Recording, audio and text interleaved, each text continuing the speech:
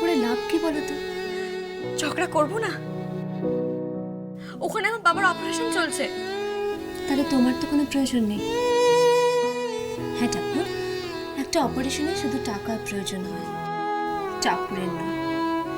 কাজে পিসি যা বলছে একটু পড়ে দাও না। তুমি এই কথা বলছো পায়েলদি? আমি এ কথা বলছি। ঠাকুর, তোমার তো না আছে টাকার জোর, না আছে স্বামীর জোর। একটু মাথা নিচু করে চলতে শেখা উচিত তোমার। সংসারের কিছু বোঝো? তুমি আর কি সংসার করলে? তুমি কি বোঝো সংসারের মর্ম? চিন্তা নেই, আমি খুব শিগগিরই বিয়ে করব। তোমাদের পারিবারিক জটিলতা, তোমাদের দুই বোনের ঝগড়া, এইসব কুৎসিত ব্যাপার স্যাপার আমার আর ভালো লাগছে না।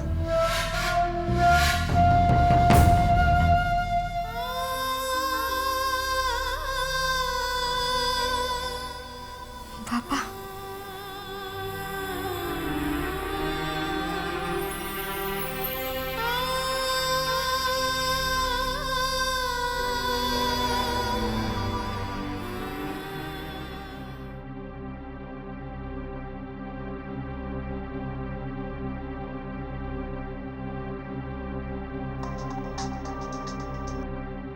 হ্যাঁ টাপুর। হ্যালো মা, বাবার অপারেশন শুরু হয়ে গেছে? হ্যাঁ শুরু হয়ে গেছে। আচ্ছা টুপুর কোথায়? টুপুর কি আর আসবে না? মা টুপুর টুপুর করছো কেন? আমি যাবো তো। না না, তোকে এখন আসতে হবে না, কোনো দরকার নেই। তুই আগে টুপুরকে পাঠাতো। কেন? আমি জানি না, টুপুর না এলে আমি ভরসা পাই না। টাকা পয়সা লাগবে, ওষুধপত্র আছে, টুপুরকে পাঠা। এখনকার টুপুর টুপুর না মা,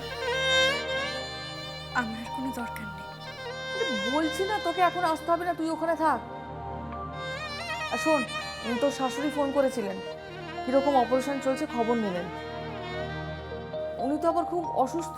তুই ওখানে থেকে শাশুড়ির সেবা কর, তুই টুপুরকে পাঠিয়ে দে, আমার খুব দরকার আছে টুপুরকে।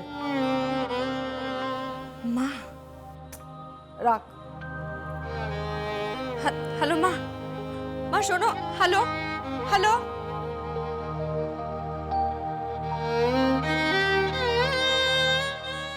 আজকে টুপুরি সব হয়ে গেল ওর কাছে টাকা আছে বলে।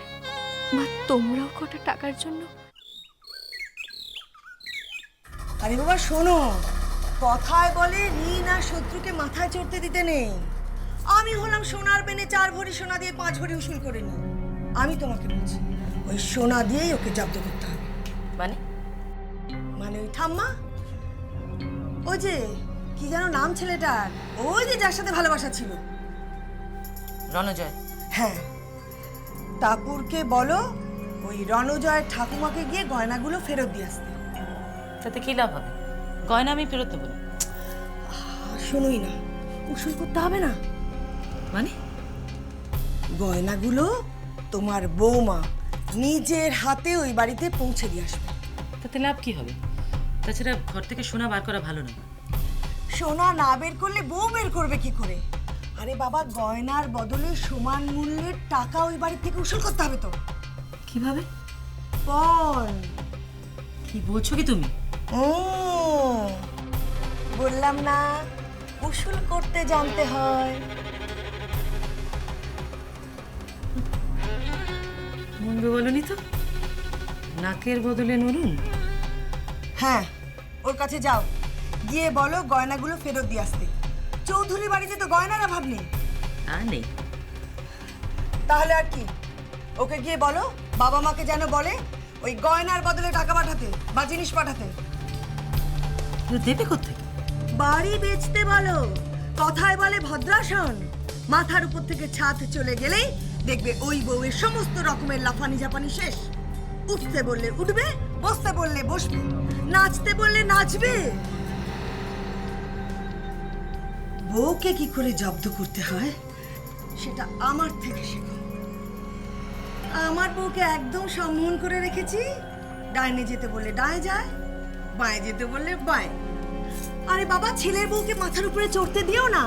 মাথার উপরে চড়তে দিলেই সংসার হাতের থেকে বেরিয়ে যাবে। চাবিও যাবে আর যাবে ছেলে।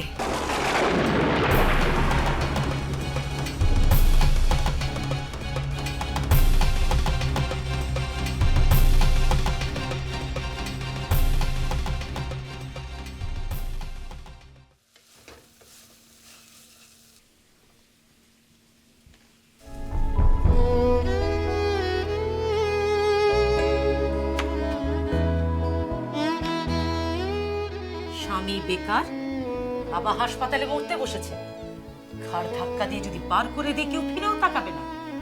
এত জোর তুমি পাচ্ছ কোত্থেকে? আমার ছেলের মাথাটা তো আগেই মুড়িয়েছো। ভেবেছিলে খুব বড় লোক ঘরের মালকিন হয়ে যাবে না? মুখে পান দিয়ে চাবির গোছা আঁচলে ফেলে কর্তৃত্ব করবে। সে গুড়ে বালি। তোমার সেই আশা আমি কোনো দিনও পূর্ণ করবো না।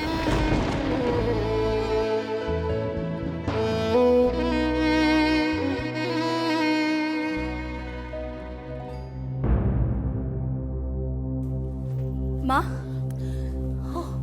তুই এসেছিস, খুব ভালো হয়েছে। হ্যাঁ মা, তো বাবা এখন কেমন আছে? অপারেশন হয়ে গেছে? হ্যাঁ, অপারেশন হয়ে গেছে, কিন্তু আবার কিছু প্রবলেম দেখা দিয়েছে। বাবাকে নিয়ে ওটিতে গেছে। আমি এসে গেছি, এখন আর চিন্তা করো না, তোমরা বসো।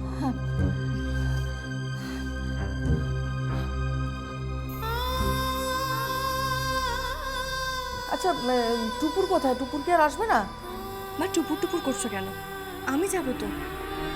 না না, তোকে এখন আসতে হবে না, কোনো দরকার নেই। তুই আগে টুপুরকে পাঠাতো। কেন? আমি জানি না, টুপুর না এলে আমি ভরসা পাই না।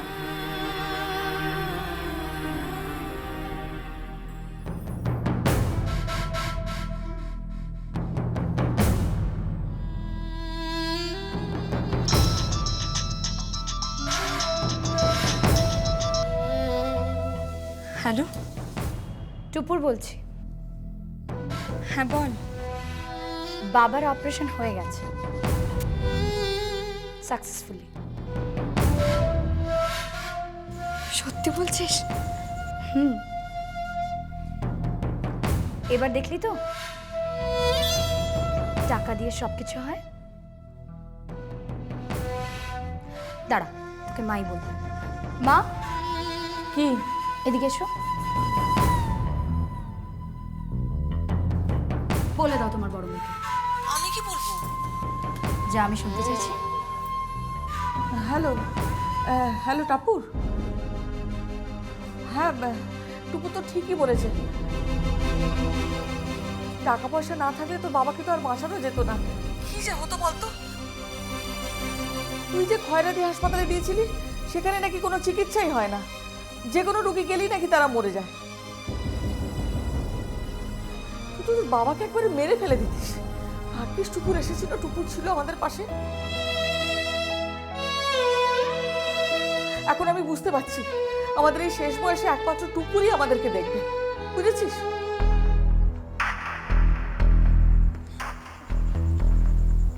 সামনে রান্না করছো, রান্না তো পুরো খাক হয়ে যাচ্ছে। ফোনে কার সাথে পীড়িত করছিলে?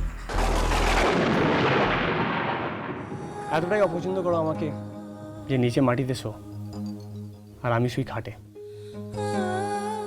তুমি তো এই খাটে শো না সন্দীপ, তুমি তো মায়ের সাথে শো। সেটাই বুঝি রাগ, তাই জন্য তুমি আমাকে অপমান করলে। আমি বেকার, অপদার্থ। সত্যি করে বলো তো, তুমি কখনো আমাকে ভালোবেসেছো? ভালোবাসলে কখনো তুমি এই কথাগুলো বলতে পারতে?